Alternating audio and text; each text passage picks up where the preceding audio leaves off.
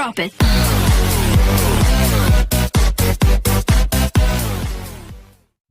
Assalamualaikum warahmatullahi wabarakatuh. Perkenalkan, nama saya Anna Fauziah, NPM 1811030435. Perkenalkan, nama saya Feni Denita, NPM 1811030307.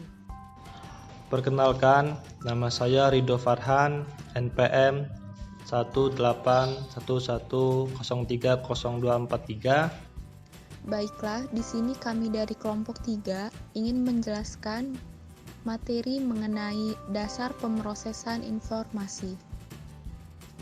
Saya sebagai pemateri pertama akan menjelaskan materi peralatan input. Apa itu input? Input merupakan aktivitas utama dalam penerapan sistem informasi manajemen berbasis komputer, karena aktivitas input adalah proses memasukkan data ke dalam sistem yang telah dirancang oleh organisasi dalam memanajemen data yang kemudian akan diproses untuk mendapatkan sebuah informasi yang berguna bagi organisasi. Pengertian peralatan input ialah peralatan yang berfungsi untuk memasukkan data atau perintah ke peralatan proses tanpa melalui peralatan yang lain. Contoh komponen alat input. Yang pertama, keyboard.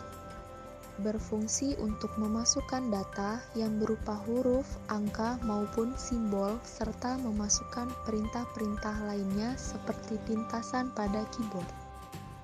Mouse berfungsi sebagai perpindahan pointer atau kursor secara cepat, atau sebagai perintah praktis dan cepat dibanding dengan keyboard.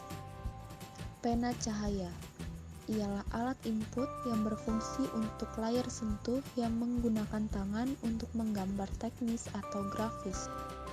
Joystick berfungsi mengendalikan kursor pada komputer menggunakan gerakan atau tekanan pada tuas. Touchpad ialah berfungsi untuk mendeteksi gerakan jari yang nantinya direkam oleh sensor pada touchpad. Selanjutnya, rekaman tersebut akan diterjemahkan agar bisa dibaca oleh komputer. Scanner ialah alat yang berfungsi untuk mengkopi atau menyalin gambar atau teks yang kemudian disimpan ke dalam memori komputer. Kamera digital ialah alat untuk mengambil gambar yang disimpan ke dalam memori kamera tersebut dalam bentuk file, kemudian dapat dipindahkan atau ditransfer ke komputer. Mikrofon atau headphone berfungsi merekam atau memasukkan suara yang akan disimpan dalam memori komputer atau untuk mendengarkan suara. Graphic pads ialah berfungsi untuk menggambar objek pada monitor. Dibedakan menjadi dua jenis. Yang pertama, menggunakan jarum atau stylus, yang kedua menggunakan bantalan sensitif sentuh atau touch sensitive pad. Saya sebagai pemateri kedua akan menjelaskan proses device yang merupakan bagian perubahan dan pengolahan data atau transformasi data menjadi output yang berguna. Di dalam suatu proses ada dua hal, yaitu yang pertama pengolahan data, yang kedua penyimpanan data. Pengolahan data adalah proses mengubah bentuk dan makna data menjadi informasi dan dapat digunakan dalam mendukung berbagai kegiatan. Dan yang kedua yaitu penyimpanan data. Penyimpanan data adalah suatu alat penyimpanan yang berfungsi sebagai alat media untuk menyimpan data tersebut. Dan kegunaannya yaitu untuk menyimpan data supaya dapat dibuka dan dibaca kembali berulang-ulang kali pada komputer atau laptop. Selanjutnya yaitu perangkat output. Perangkat output adalah suatu hasil dari aktivitas proses yang telah dilakukan agar bisa dipahami atau menjadi sebuah informasi. Dan ini beberapa alat-alat output yang digunakan, yaitu yang pertama monitor.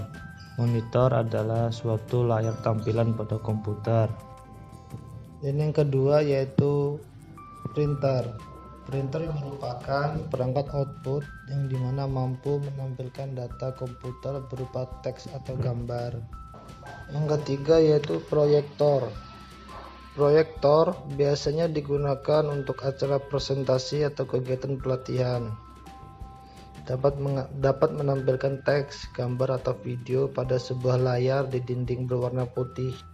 Dan yang keempat yaitu plotter. Plotter ini semacam printer yang dirancang khusus untuk mencetak gambar atau grafis. Saya sebagai pemateri ketiga akan menjelaskan mengenai materi perangkat lunak.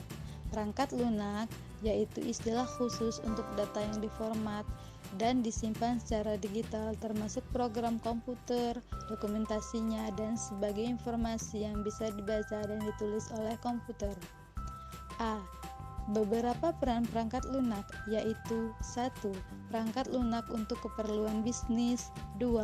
Perangkat lunak untuk keperluan rekayasa dan keilmuan. 3.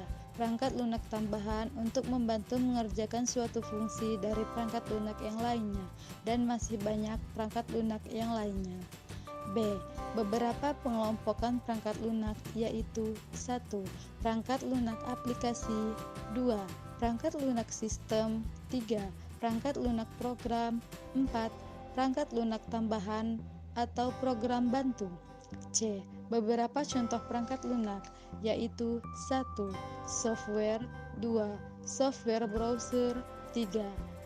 Microsoft Office software. 4. Point software. 5. Software antivirus perangkat lunak. Sekian pemaparan materi dari kelompok kami akhiri. Wassalamualaikum warahmatullahi wabarakatuh.